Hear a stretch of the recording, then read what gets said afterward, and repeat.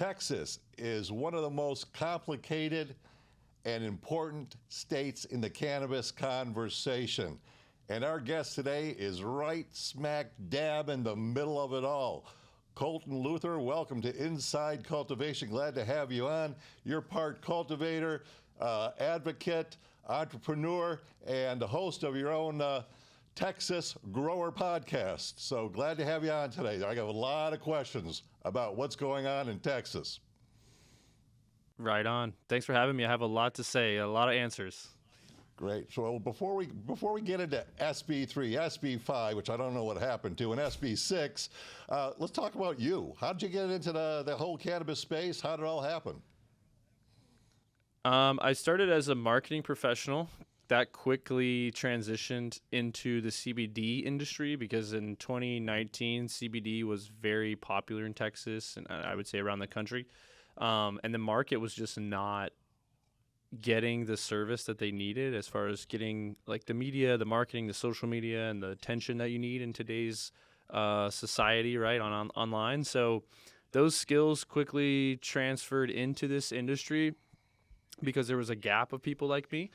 And then I realized I didn't really want to help so many other people develop their brand when I could do that myself. So being in this uncharted, untapped industry, we just kind of pivoted from servicing other people and trying to build other brands to building our own brands, which has led us to getting into the cultivation side in the Department of Agriculture here in Texas.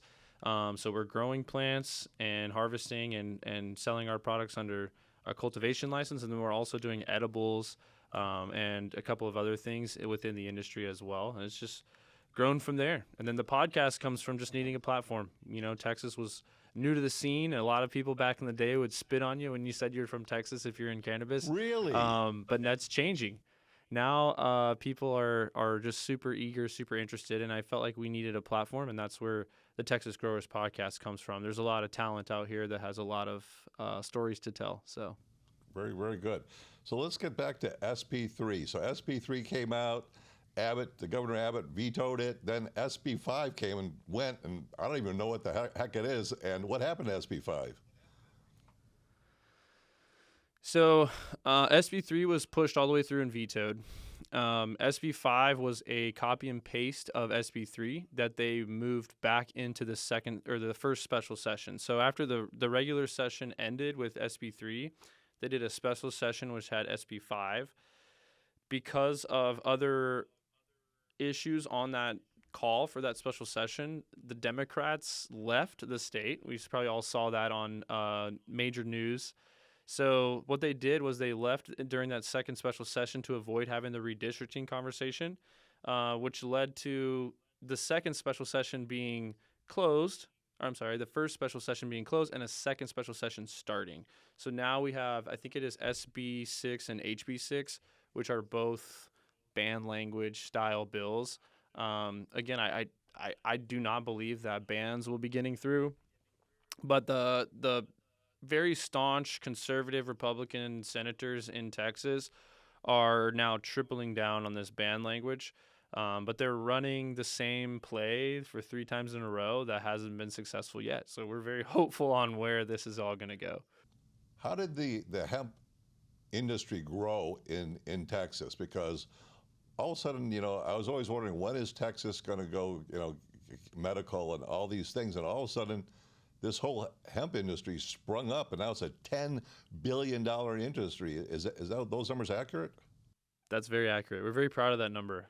Again, it's not so much like we're out here pushing these products to people.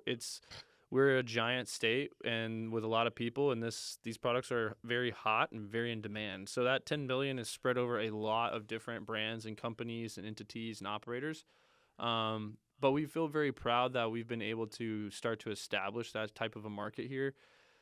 In 2019, Texas had a session following the federal farm bill. So in 2018, there was the farm bill. Then in 2019, the Texas state session adopted basically that exact same language. Within that, we were able to start growing, manufacturing, processing goods, and the state started to have licensing for those sort of things. And fast forward, kind of the Cliff Notes version is that obviously more and more THC became mainstream in Texas. So more people knew you could get good, high quality, safe THC products from a local dispensary. They were just hemp derived, right? Which is the exact same molecule that exists in cannabis or marijuana. And so people were starting to get privy to this. And so we just basically made sure with our legal team and the different entities and agencies that were over us, we were making sure that we were doing everything legally. And it just snowballed quickly into becoming virtually a recreational market for Texas. People have quickly adopted the hemp space as our outlet for cannabis. The products have obviously stepped up to kind of meet that demand. Is there a bunch of other problematic products and synthetic products out there? Absolutely, there is. That's something that we're trying to get a handle on. But again, Texans have really taken to the hemp market and the recreational side of the hemp scene that we have here as more of their recreational cannabis. And luckily, they have a few brands like myself and others that have been able to kind of carry the weight of that and bring them good, solid products. What is your brand? And what are some of the biggest brands in Texas right now? Yeah, so on the farm side, we have my brand is called Jeremy Greens. Jeremy Greens is our grower. So I partnered with Jeremy. He's probably almost in his 50s now, so he's a pretty old school legacy grower. And I was obviously young, youthful, and full of energy. So we kind of put those two things together. We're currently doing small batch craft hemp flower, so federally compliant flower here in Texas. We have about 2,000 square feet of indoor space, and we have probably about 1,000-foot greenhouse as well. Other large cultivators and producers in Texas, Caprock Family Farms. They're the largest cultivation facility in Texas, up in Lubbock, up north. They have probably 1 million to 2 million plants in the ground or in rotation at all times. Way down south by the beach in Corpus, we got Fresh Grown, which is partnered. He's partnered with a lot of other influential people behind the scenes, but Fresh Grown's pretty much been leading the charge down south as well as far as cultivating consumable hemp and federally compliant flower and various other products. And then it varies. I mean, we also have something that's happening in Texas where people are leaving other markets. They're leaving, whether it be because of cannabis laws or regulations or because of just economics or society. They're leaving other states, they're leaving other markets, and they're coming here. And a lot of the talent and influence that we've had here over these last 5 to 6 years has been from tried and true Texans, but also folks that are veterans coming from other states, other places, and then bringing their talents here to this market. So we have a lot of big players. I would say Caprock Family Farms, Fresh Grown, Texas down south, Jeremy Greens are probably some of the more prominent cultivation brands, along with a lot of others that we've been consulting with to bring up the scene. On the consumable side, the edible side, it's called Texarkana Organics, and we have started out of Houston, Texas. I go back and forth between Houston and Austin. And we have like a commercial kitchen, so we're just taking raw material from a cultivator and we are processing it into the edibles in our kitchen. And so we make brownies, gummies, chocolates. We were able to find a chocolate maker and a baker and hire them away from Whole Foods and a lot of other sneaky things to kind of lead up the small batch craft edible market. And then along with myself, there's Hometown Hero out of Texas, which is like a big nationwide brand that we do a lot of lobbying work with. I mean, the list goes on. You can see it all over my channel. There's a ton of people here and brands and talent that have come to Texas to lay claim to the stake here and be in that $10 billion, So a lot of talent. What about the beverage side of this? You see big alcohol coming in and they're trying to stake a claim. So how's that? Personally, I'm glad big alcohol is in there because they've got the guns, the firepower, the money. They've got the lobbyists. They know everybody who's who on the Hill. And some people might be anti, big alcohol. I get it. But at the same time, hey, the enemy of my enemy is my friend, right? So I'm glad to see that they're in there. Are they active in the state of Texas? And what do you see? Are they going to do a carve out for beverages? What are your feelings, thoughts? Over my dead body, Mike. Over my dead body. No carve outs. I don't know if you know about Texas history. We're not too much into compromise. Really? Okay, good. I don't So know. So yeah, oh, yeah. So no carve outs, and the reason why is because we've had people come in from big alcohol, and they wanted all of us to be wiped off the face of the earth, Oh, wow. except for their beverages, That's wrong. That's not right. and that's wrong. Yeah, absolutely. And so we fought that tooth and nail. We don't like to do carve outs because here's the situation. We get put in this box of hemp, right? So people, especially people from other legacy markets and older markets, they believe that we are repackaging 18-month-old flower and, bringing it in from backdoor markets and selling it and stuff. Does that exist? Sure. But is that the majority of what is happening here? No. And so that being said, with the beverage, beverage just wants to take beverage. They don't want cannabis to be proliferated. They don't want to lift us up to be normal in society. They want us gone, especially in Texas. We have put that $10 billion had to come from somewhere. And we've put a big damper in Anheuser-Busch and, a lot of other big alcohol companies. And they're trying to get their hands in. They're trying to lobby and use their force and their weight to kind of get a lot of hemp and especially hemp-derived cannabinoids off the scene and out of beverage so that they can take it over, I agree with you. The enemy of my enemy is my friend. I would love for nicotine, cannabis, and alcohol to all fight the government together. But when $10 billion is in front of everyone, nobody wants to play that friendly. So that's kind of the issue we're running into. Ethics go out the window when there's $10 billion at stake. That's a huge number. Do you think that Texans in general have easy access to all these hemp-derived products? And how many dispensaries are servicing Texas right now? They like to say we have 8,000 some odd. That's not true. So that's including every liquor store that sells THC beverages. That's including every gas station that sells THC or any cannabinoid or hemp. Any supplement shop, HEB with hemp seeds, grocery stores with hemp seeds. I mean, there's a lot in there. I would probably say of the 8,000 businesses, there might be 1,500 to 2,000 actual legitimate dispensaries that, have a gatekeeper with a card check at the beginning of your experience, have a bud tender that's educated, have quality product. Kind of the interesting place we fell into was quickly like your smoke shop, head shops just licensed and got the $100 license or whatever to sell cannabinoid. And that's where we got down the road of, not everybody in that scene is honest and not everyone in that scene cares about people or cannabis. They just want to make 25 cents on every product. And so to do that, oftentimes you have to import things or you have to change what things are, or maybe what it says on the box is not what's in there so that it's cheaper. And Texas didn't exactly have the regulatory resources set up to go and find those bad actors and chase them around. So they like to say we have 8,000 dispensaries. They like to say we have more than California. We don't. That's a skewed number. Okay, interesting. Well, so you say there's 1,500 real dispensaries. When did hemp become a thing in, like you really started picking up traction and all of a sudden you saw all this influx of money come in? When did that happen? Like what year? Yeah, so they like to say that $10 billion was made from us selling to kids. I'd love to see what kids, in high school have that much allowance money to do $10 billion in revenue in an industry in a year. It's obviously not from kids. I would think that hemp really took off probably around 2020, maybe 2021. People just got privy to the Farm Bill, that they can get safe, reliable, locally made THC products that they could enjoy and continue to buy from their local dispensary or their local brand or online.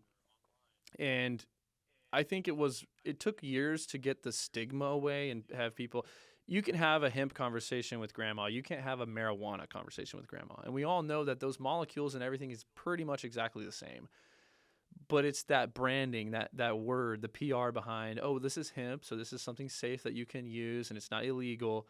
Or, oh, this is marijuana and this is, you're going to be in psychosis and go crazy and reefer madness, right? And so that has kind of eroded from Texas over time, and more of the old reefer madness folks have aged out and the new generation has kind of come in. And we obviously are privy to the fact that a lot of the propaganda is not necessarily based in truth. And so people over the last few years, especially with the access to hemp and cannabis in Texas, have learned what it can do to supplement your life. Whether that's recreational, medical, whether you're using it topically, whether you're smoking it, ingesting it, people started to get more comfortable with it. There started to be more and more products on the shelf. They were more readily available in common places that people went, like corner stores, grocery stores, dispensaries.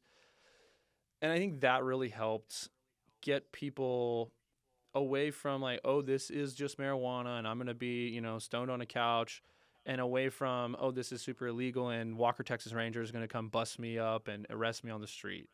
And so with those things starting to kind of age out, more people have realized that this hemp sector is really our recreational cannabis outlet.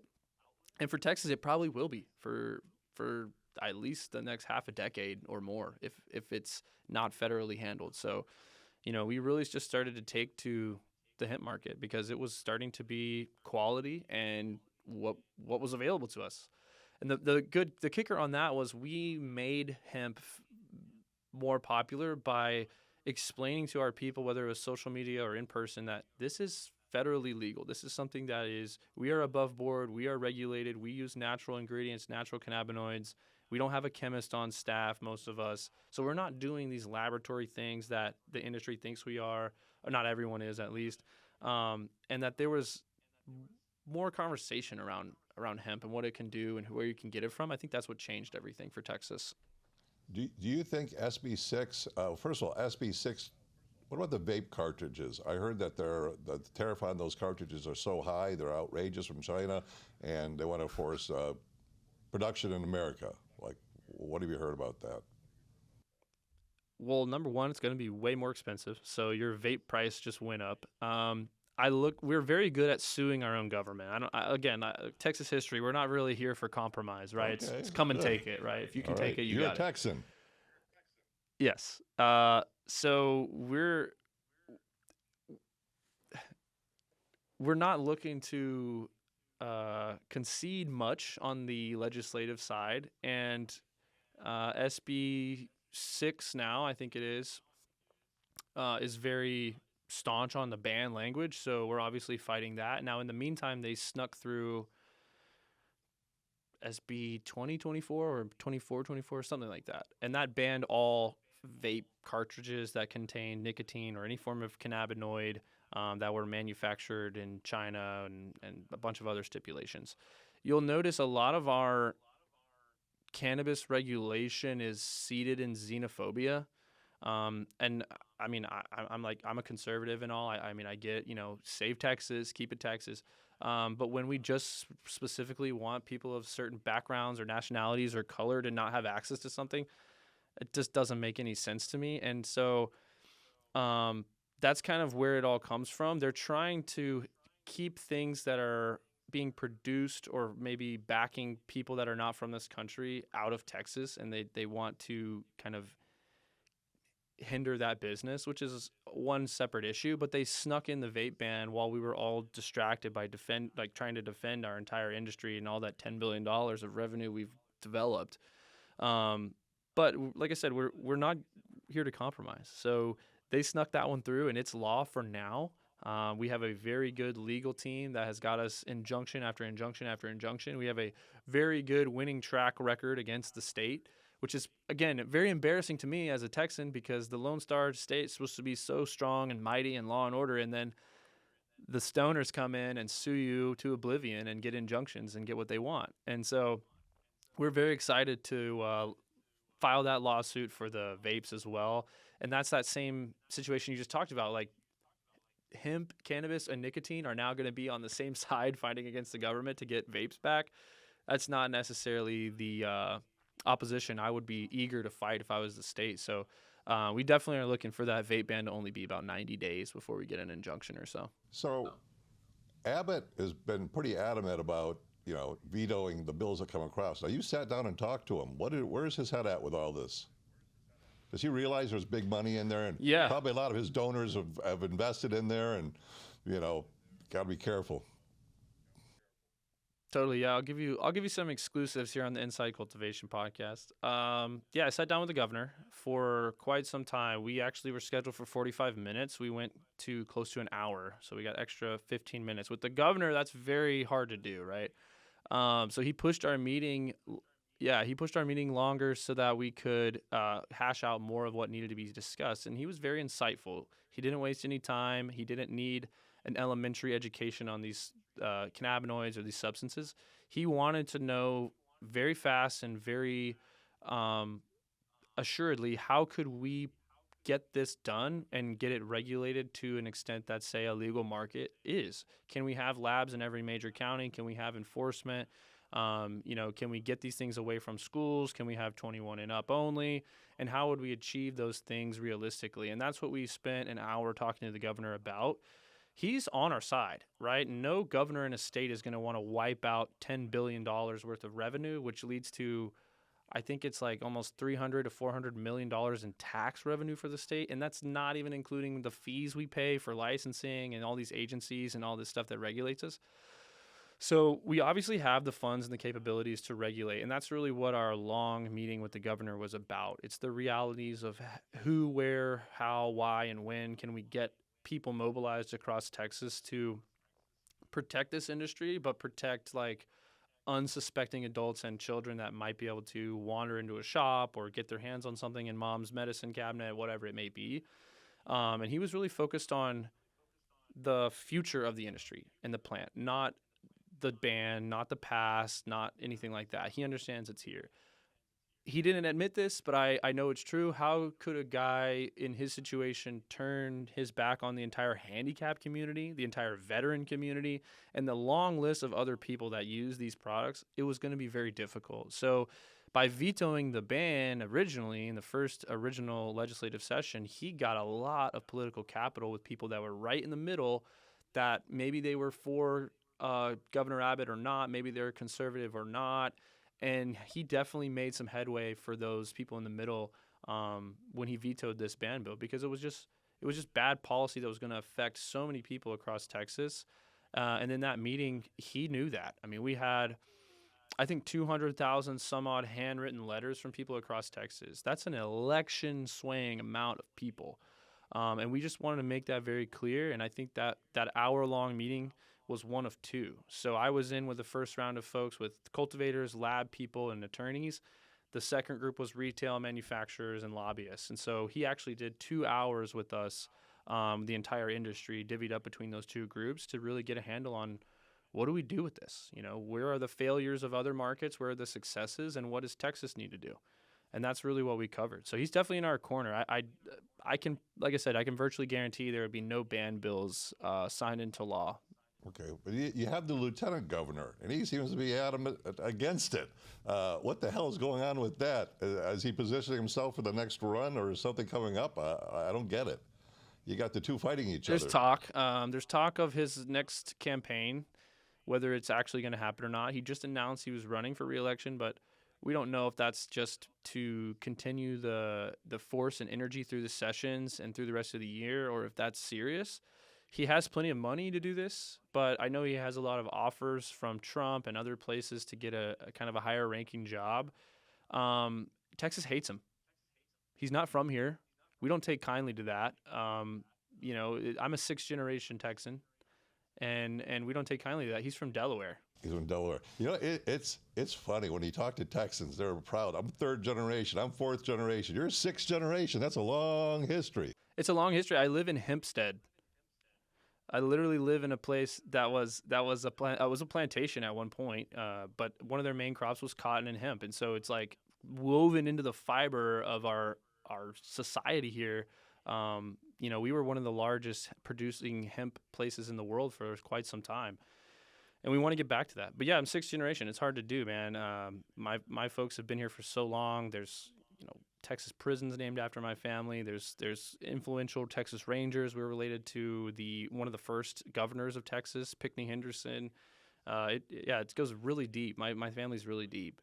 And we're proud because it's so different. Texas is so different. You know, I know obviously there's a lot of other states out there that are different, but we were our own country, and that's where that whole not conceding thing comes from. We take it very, very seriously that we are Texas and that our Texans deserve the highest quality products and care and everything that we can provide them. And so, yeah, the pride is just, it runs deep, and it's not just through me. It's through almost every single person here that's operating. So, the far right of Texas, do they support this hemp, or where's the pushback? Where's that demarcation line, and how far right you go before you start getting pushback? Yeah, you know, maybe in 2019, conservatives were probably anti-hemp. In 2025, I don't think so. So you got to think about what kind of a lifestyle most conservative folks live, right? So they're blue collar workers, they're laborers, they're usually not they're accustomed to hard work and to middle class society, and that's really who benefits the most from these products. And so growing up in that, I was able to have these conversations with folks when I started to use cannabinoids and get into this hemp business and have these conversations. Was It's not a partisan issue. This is a Texas and a human issue, right? Where our bodies are made for this product. Our state has a lot of infrastructure ready to go to supply this product, and it can help you. You don't have to stop going to the doctor. You can just maybe supplement some things in your life with this. You don't have to stop growing corn, cotton, and peanuts. You could maybe just supplement some of your crops and rotate hemp throughout your off seasons. And so there's just a lot of talk about how this is more so um, a societal issue than just one partisan or one way of thinking. And so, with more cowboys, more retired law enforcement, more politicians, more people coming out, more veterans. I mean, we had all 60,000 of the VFW folks behind us here in Texas for this hemp push. With all these people coming out about how much it has helped their lives. I mean, these people are in tears. Some of these people, I swear, they are only alive with us today because of some of the hemp products that they're able to have access to. When those things come out, it's hard to stay staunch on, oh, I want this banned, or I don't want someone to have the right to do this. And the core libertarian principle and a conservative principle is personal freedoms and personal liberty. So if I agree with it or not is not so much the case. It's does someone else have the right to choose that? Do I have the right to choose to do it or not? And that's really what we're fighting for this hemp ban is it's just personal liberty. You know, I can choose to go to the corner store and get alcohol and get obliterated and drive drunk and kill a small family that's innocent on the road, right? Then I should have the same choice to be able to go in and choose something else like cannabis or a cannabinoid vape or some gummies. It's all about the personal freedom. So this has really become less of a liberal issue and more of a conservative issue. And I think more and more people in Texas are seeing that. And it's funny because in Texas, the people who you would think are the last folks that would use cannabis or use CBD or hemp or any cannabinoid are usually all about it. I mean, it's like I said, it's the cowboys, it's the blue collar workers, the oil and gas guys that have been beat up for decades. You know, they think and vote conservative, but they depend on these products, and so that has definitely eroded a lot of that stigma and propaganda around all these things for the conservative side. From the cultivation aspect of the business, do you see a lot of like Asian influence coming into your state right now and setting up shop? No, and as much as I can ever help it, we are going to fight tooth and nail to keep any outside influences from Texas's market. That doesn't mean we are only going to let affluent white males grow. It means everyone can come in, but again, we're not going to get into the business of licensing and facilitating people from, you know, China or terroristic nations to come here and cultivate and flood our market with terrible product and bring in slave labor, basically, and illegal labor. We're not going to let that happen. And that's one of the topics from the governor meeting was, you know, we have the infrastructure to do that or to do this correctly. We don't need to open the floodgates to everyone from every other state or for interstate commerce or for people to flood our market. like they have in others that are literally our neighbors. But we do want to make this something that the barrier to entry is not too low to keep small businesses out, but not or is not too large to keep small businesses out, but not too small to just be a free for all.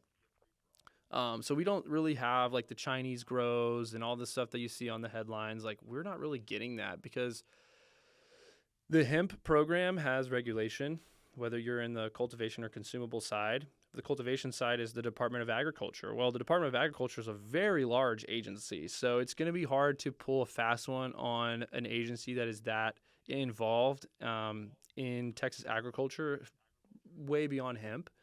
So there's not as much opportunity here for that type of stuff. And again, it's any outside influences, right? So what we're trying to do throughout this ban stuff is focus on Texas only. Now, that doesn't mean like, oh, if you're a good grower in California, you can't come to Texas. That's not what that means. What it means is we want the good growers from Texas, Colorado, New York, et cetera, to come here and set up shop, just like we would ask Elon and Jeff Bezos from Amazon to do the same thing. So if I want to take my brand from, let's say, a legal market in Colorado and go to California, well, I'd have to pack up all my people, go out to California, license, set up shop, vertically integrate, whatever I have to do, and start making my products within the borders of California. We want that same type of situation. So if you're going to come here, you're going to come here and do it right our way through our regulation so that we don't have these things like you're mentioning where, we have grows under our nose that we don't know about that have fentanyl packs or whatever they want to put out there. We want to mitigate all that. So we don't see that in Texas currently. What about taxes? Like, all these states like California have extreme excise taxes. It's taxed at every level you get. And I think one of the reasons why it grew so fast in Texas is there is no excise tax that I'm aware of. It was just being taxed as a normal business. Is that accurate? 100%. So it's currently only subject to sales tax. That obviously doesn't make everyone happy. Whether you're in the government or in the industry, there's obviously room for increased taxes, excise tax on these types of things. But again, we want to make it to where it doesn't limit small businesses from getting into it and being successful. And it's not set up to where only corporations and large venture capitalist organizations can come in here. So we're trying to figure out the happy medium for that. We as the industry have been talking about that for quite some time. I think that there can be increased costs throughout regulation or throughout the manufacturing process and cultivation process, as well as at the retail where even the retailer can pay an increased tax that can go directly to the local area. So the other thing that we're talking about right now is we've paid a lot of fees to these agencies and they don't show up. They don't inspect the bad actors. They don't do what they're supposed to. That money gets stripped from Department of State Health Services and gets put in a state general fund. So like all the money just kind of gets mixed up together. Well, we want to prevent that because that's why we're having the same issues here with illicit operators and people selling synthetics and not getting checked on or getting any enforcement efforts whatsoever is because that money kind of goes by the wayside. And so what we want is increased taxes on these products, not so that retailers and consumers have to bear this big burden, but so that there is more indisputable funds that can be used to put guardrails on this industry. But currently, it's only the sales tax. It's only that 8% that you get on every other transaction you've ever experienced in your life. And I love it. Don't get me wrong. But we're not on the impression that that will last forever. So you have a podcast, Texas Growers Podcast. When did you start that, and why did you start it, and how did it all come about? And I got a lot of questions. No, yeah. So I started Texas Growers Podcast as it was under another name. It was just a podcast that I wanted to do to see if I could do it. And I started with some mics like this and my iPhone. And I would just go around to facilities or retails and like some of the new popular places in Texas cannabis culture. And I would just drop in, set up the mics and the camera and let it roll and just get these people's conversation captured. And so I took that. I did about probably 6 episodes or so. And I realized that being on camera, planning the episode, editing the episode, filming the episode, coordinating the episode, driving to the episode, all of that was on me. It was a lot. It was a lot. So I had reached out to Soundshed Studios, which is the beautiful setup that we're sitting in right now. They're here in Austin, Texas, which is where my cultivation facility is. So I'm already always here anyway. And so I reached out to them. I sent him my first few episodes, and I was like, hey, look, I got this project. It's a good idea. This market is exploding. I can be one of the first. And he basically said, yes, you got something good. You just can't keep doing it like this. And so he pulled me nicely to the side and was like, listen, you should try using a real studio and a real production company and a real engineer to get these episodes done. And the higher level your production, the higher level your guests, the higher your credibility. And so we jumped straight into the full-on studio setup. We've done a ton of interviews with cultivators, brands, manufacturers, influencers, and like the list is still growing strong as we move forward with this. But we quickly, once we got into the rotation of the studio and just got into a regimen of consistency, and then obviously with the legislation going on and all of those trendy topics that people want information about, the platform just exploded with coverage. I mean, being able to tell people about what's going on legally, what's going on in the industry, what's going on in the culture. I mean, people really started to, again, gravitate towards that because we were missing it. So we went from like 100 subs to like 3,000 subs over the course of like 2 or 3 videos, just because Texas has become engaged in this. And again, whether you use it or not, we don't want it taken from our neighbor. And so it's just been an amazing experience to start something from my idea of saying, hey, I see a gap that needs to be filled and I have this vision for what I think it could be. And then seeing it now actually be received by people in Texas and all over the U.S. for sure is incredible. And it's addicting. So I don't want to stop. I want to keep going, keep growing, see who we can interview, see who we can get in to Texas for a tour and for an episode. And yeah, it's just been incredible. And we're picking up some advertisers. 454 Bags is helping us out as well, just getting into Texas. And people are realizing there's so much opportunity for, business, collaboration, cultivation, you name it. So it's been an incredible journey for me, because I've gone from just being someone who had this idea to now we literally do have one of the largest platforms in Texas for hemp and cannabis. And we take that very serious. And I don't think anyone else could have done it this way. Not to stroke my ego, but like I said, there's the 50-year-old legacy growers that are staunch and just doing it their way, and they don't want to see the camera. And then there's the new age of guys who don't know much, but they really want to be out there and they have the energy to be in front of the camera and to tell the world their story. And I live like right here in the middle of that. So I have a good amount of both sides of that, and I think that I fit that gap very well, which brings a lot of those people to me when I do content. And that's kind of how this whole Texas Growers podcast thing is. You have great energy, Colton. You have really great energy. Who is some of the most interesting guests that you've had on? Have you had the governor on or the lieutenant governor? No, but we're working on that. We're definitely working on that. So one person we're working on in the immediate is our Ag Commissioner, Sid Miller. One of the things that farmers here are very adamant about is that we want to keep cultivation of these plants within the Department of Agriculture. The amount of money and security that it brings farmers to have an additional crop and to diversify is invaluable. And a lot of these growers that I'm dealing with are, again, 3rd, 4th, 5th generation Texans. They're inheriting dad or grandpa's farm. And so dad and grandpa just got by for 50 years. The son doesn't want to do that. I know that I have all the information right here at my fingertips at all times. And I know there's more crops and more that can be done and more demand around the world for what we have here. So we're trying to get Sid Miller to come on the show and talk to an actual grower. There's some drama behind him and his operations as well. He has a medical license in the state of Texas. He has a hemp farm in the state of Texas. And there's a lot of other drama behind that. And I want to unpack that. So we're definitely looking for politicians. In the past, I've interviewed a guy that has the most dispensary, like tried and true dispensaries here. We've interviewed some musicians. We've interviewed some brands. We have a lot of people coming out for Champs. So Champs is in a couple weeks out here in Austin. So, we're going to try to get Raw, Rolling Papers, Josh Kesselman. I'm trying to get, Snoop, Wiz, whoever the hell else might roll through Champs. Because we have an amazing production studio here in Austin, Texas.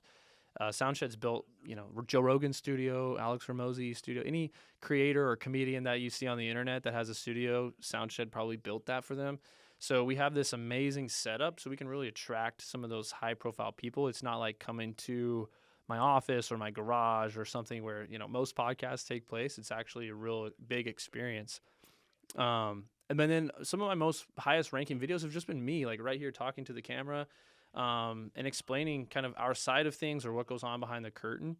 So there's really a lot coming for Texas Growers Podcast. Like I said, it's become addicting to see who we can get on, how far we can push these things, and how much people want to see. I mean, I have comments that people just want to know stuff about industrial. People want to know about, what's the best flower to smoke. I mean, there's so many different ends of the spectrum.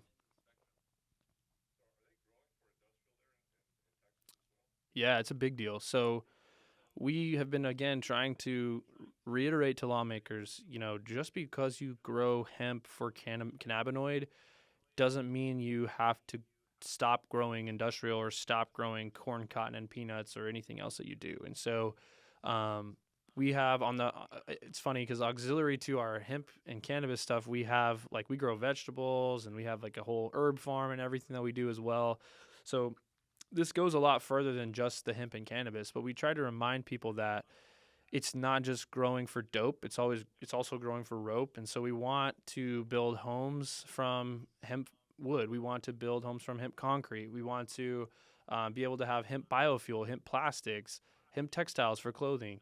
And our state allows us to get ahead of the game because if you look at other countries, especially South American countries, they don't have a market. So you can't actually like package and sell a good, but you can export raw material. And so what ends up happening is Colombia and Ecuador and a lot of these agriculture-based countries will start cultivating hemp, whether it be for biomass or industrial for fiber, and they'll export it out to Texas and America and all over the world. Well, Texas has the ability to do that. We want to kind of be America's cultivator. We can produce the same amount and the same quality, if not better, than all of these other countries or even other states because we already have this pre-existing infrastructure. And so hemp for industrial has become rapidly popular over, I would say, the last like 2 to 3 years because originally the demand was cannabinoid, right? So like the immediate that 10 billion, we would have been waiting a lot longer for that 10 billion if we were doing it by waiting for people to wear hemp t-shirts or build their homes out of hemp lumber, right? So the cannabinoid market allowed us to get in, cultivate, make money, and start to expand. And that expansion is bleeding into, okay, if we have the tractor, if we have the machinery, and we have the labor, what's stopping us from doing industrial outside or doing short fiber and long fiber runs for different industrial uses? And we also just got our first and only hemp processing gin. So we have plenty of laboratories that can process cannabinoid for you. We only have one processing facility for fiber and for industrial hemp, which is out in Wichita Falls. And that's probably been about 2 years now that they've been set up and able to take on raw material. So that's just the industrial side is just really starting to be feasible. And then, of course, you have the genetic issues. I know this is a cultivation podcast. So the hemp and fiber that grows in Lubbock on the Cap Rock in this red dirt canyon area is different than what grows down south or that grows in the pine trees or that grows, anywhere else in Texas. And it's so big and spread out that genetics across the state are different and environments are different. So the catch-up we're working on right now for the industrial side is just getting the solid genetics that will perform depending on a farmer's area, geographical location in Texas. So that's kind of the hang up for industrial, but it's booming. I mean, people are switching over their acreage from, or their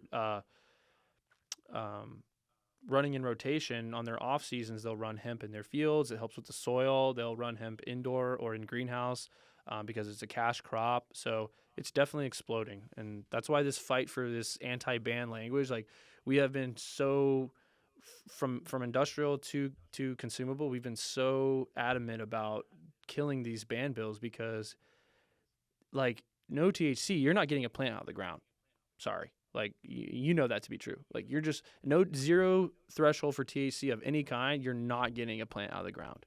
So and again, like if it gets too hot or if it gets under stress, like all my stuff's gonna pop. It's gonna run hot, and there's no threshold for that in these bills. So that kills not only the consumable side but industrial and farmers as well, and that pisses us off. Wow.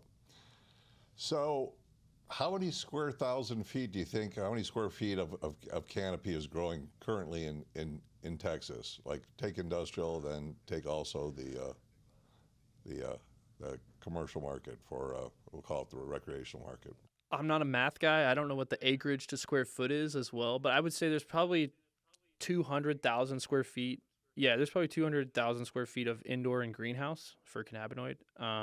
There's easily going to be 300 to 400 acres of outdoor going on right now. I know there's probably 200 of that is with one person. So there may be 500, 700 acres of outdoor, but it's a lot. I mean, it's a lot. Like I said, one crew has about 2 million plants under their team right now. So that's a big responsibility. There is a lot. There's more than you would think. That's one of the biggest things from being from Texas, going to these conferences, going on podcasts is, there's several hundred indoor cultivators, several hundred industrial cultivators out there that are responsible for 80 to 90% of what Texas is producing right now.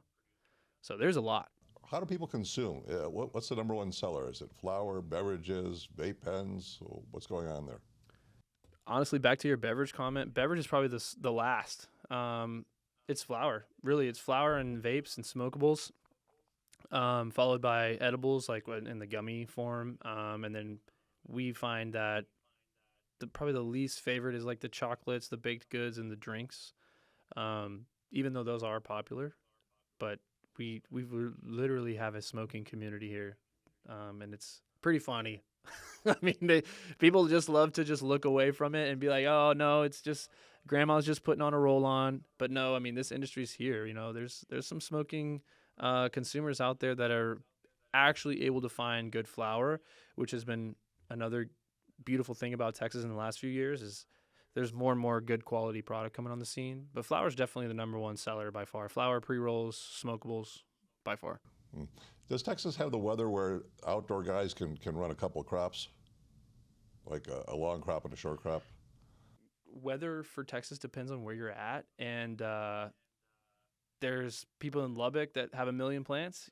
They're desperate for water sometimes. There's guys down south that are like, "Can I please send some of this water to you because I'm drowning?" So it varies, but most people can get like 3 to 4 crops a year.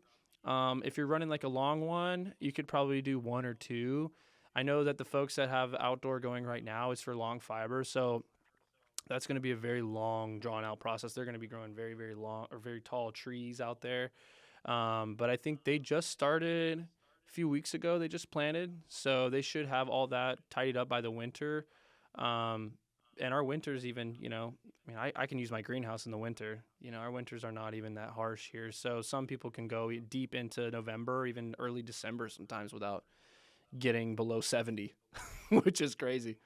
So do you think, what's the future of cannabis? Is it going to go, okay, you got hemp that's rec, you're going to have, let's say, what's going on in the rest of the country with recreational use for cannabis and medical use, and eventually will be adult use there with cannabis. Now, we're not talking about hemp now, just cannabis in general.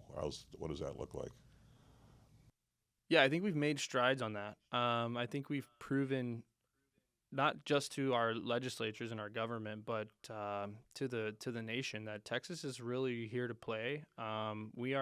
We might have hemp as our label right now, but we are not anti-marijuana, anti-cannabis people. I feel like sometimes it's the other way around. I feel like a lot of times cannabis and marijuana people are anti-hemp, which I find to be misguided and wrong, because here's where we're at right now. I'm in Humboldt County right now for Texas, right? I am in it. I am fighting my neighbors. I'm fighting the government. I am trying to kick and scratch and claw my way to the top to make it. And I'm going through those exact same things. So people like to say, we don't know what we're doing. We don't know what they've been through. It's not true. The DEA, the feds are always knocking. They're always around the corner. The legislature is going to come after us every 2 years. We're fighting that fight. We have progressed hemp in a way that is Trojan horse style for cannabis in Texas. Because, like I said, we can talk about hemp with the conservatives and grandma and the governor. Marijuana is a different conversation, even though they may be the same exact products and molecules. So we've rode the hemp train for so long, and allows us obviously to bank and process money and be very favorable to the government and to our banks and credit card processors. But in the long run, we all want to see cannabis freedom for everyone across the U.S., not just here in Texas or just in specific states. And so the main goal here is to push hemp to the limit and make sure that at the end of recreational hemp products being out there, Texas as a society is not going to crumble or cease to exist if we have recreational cannabis products on the shelf that are regulated to some degree. So I look for in the next 5 years or so to have, a real rec cannabis market in Texas. We've just had to use the hemp as this catalyst to start this all off. It's $10 billion a year now. Is that market going to keep growing to 15, 20? And if so, what does it look like? What's the trajectory been? Like what went from, let's say, 5 billion to 7 billion to 10 billion? What was that time frame? How fast did that happen?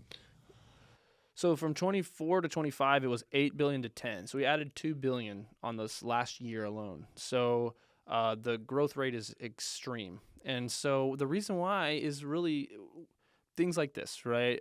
Myself getting on podcasts or people coming on my show and people tuning in, that helps people find cannabis and brands that they can rely on and trust. With the government going out and doing press conferences saying that we're killing children and that this is poison and going reefer madness on us, more people know that's not true than ever before. More people can look it up on their phone and see that they're lying and know the truth that there's no cannabis deaths or any of that stuff. But that PR push is like something that we've never seen before in Texas. And so more people now know about the fact that THC is legal, safe, and regulated and available in Texas than ever before. And that is where I think that additional $2 billion comes from. We laugh and joke that our Lieutenant Governor, Dan Patrick, has been Employee of the Month at all of our businesses, because without him trying to attack us and bring us down, we may not have made $2 billion extra dollars to this industry in the last year. By 2030, we should be 20 billion easily. I mean, that's with rec, industrial, hemp, whatever, however it goes. We should easily be to $20 billion without a sweat, because I can say for myself and several others, with one money wire and a few phone calls, we can do 2, 3, 5x what we're doing right now. And so those conversations are happening. Those things are coming. So we are totally prepared to at least everyone double what they're doing right now, which would inevitably give us a 2x on that entire industry. Some things that might affect that is regulation changes, enforcement changes. We're able to do $10 billion, but we have 8,000 locations that are selling this. So if that goes down to 2,000, it might be a little more difficult. But the demand is there. E-commerce is there. So, we're not limited to just going through a dispensary and going through these wholesalers that take our product for pennies on the dollar. We can go direct to that person, whether they're in North Carolina, New York, Colorado, Texas, and we can send them our product because they're federally legal, and they'll make it to them. And so these are all things that other markets don't necessarily have working for them that we do, which explains why people give me flack and I take a lot of heat. But, we're just using what's available. We're not trying to rub it in anyone's face or anything. We're just trying to move these products forward and expand this plant, because it's the same plant. And so whatever label we want to put on it, that's fine. This was the cards that we were dealt for Texas. And I totally believe that we have the talent, infrastructure, and the energy to do 2 times what we're able to do in these last 5 years, being generous.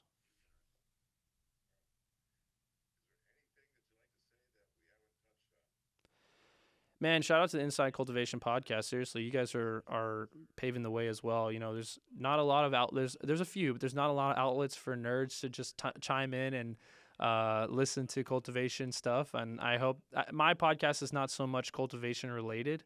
We kind of weave in and out of that, but I am definitely a cultivation nerd, a plant nerd, and I know a lot of my buddies are. So thank you to you guys for doing this, leading this charge, and just getting out there, because I know that putting together productions is not always the easiest and most convenient thing, but somebody's got to do it to tell our story. So thank you guys for that. I'm doing the Texas takeover at MJ BizCon this year, so if anyone's at MJ BizCon, we're going to be telling the entire story of Texas cannabis and how we've gotten here, and kind of putting some of the myths and misconceptions to bed, and hopefully just opening up a lot of business in Texas to vendor partners and brands, and kind of shedding some light on that on a national level. I do some partners. I do partner with Grow World. So if you're not familiar with Nick and Grow World and that whole crew, yeah. So we're trying to get all the rest of the Texas farmers on Grow World to start doing some nutrient trials, lighting trials, equipment trials, as well as get a tour going so that Grow World can come down here and document all the stuff we got going on. And that's pretty much the rest of the year is just full speed ahead, fighting legislation, continuing to post content, and keep spreading our message, and then just getting Texas on this national scale and capping it all off at MJ BizCon this year. So yeah, if you want advanced nutrients for your trials, we're more than happy to supply those for you as well. We know Claymore from Texas A&M University. We see him at CanMed every year. He's running the program there. It was Jessup before, and now it's Claymore. So we're really excited. I'm really excited to see Clayton in there and doing his thing. So, and he's always talking hemp. I go, what are you talking about, cannabis? He goes, no, it's hemp. Now I understand why. Yeah, I had no idea that Texas market was so huge until I started looking in. I saw your podcast. I said, I got to get this guy on the show because I want to know more about what's actually going on in Texas. I'm sure, as most of the viewers do who are watching Inside Cultivation. So, Colton, thank you very much for your time today. It was a pleasure, and I'd like to have you on from time to time to kind of fill in the information gap, what's happening in Texas as the years go on. Yeah, well, I can't wait to come to Los Angeles, see you guys in person. So we'll be out there soon. I'll let you guys know. But happy to come on and contribute anytime. Yeah, absolutely. Colton, take care. Have a great day. See you. Thanks, Big Mike. We'll see you guys.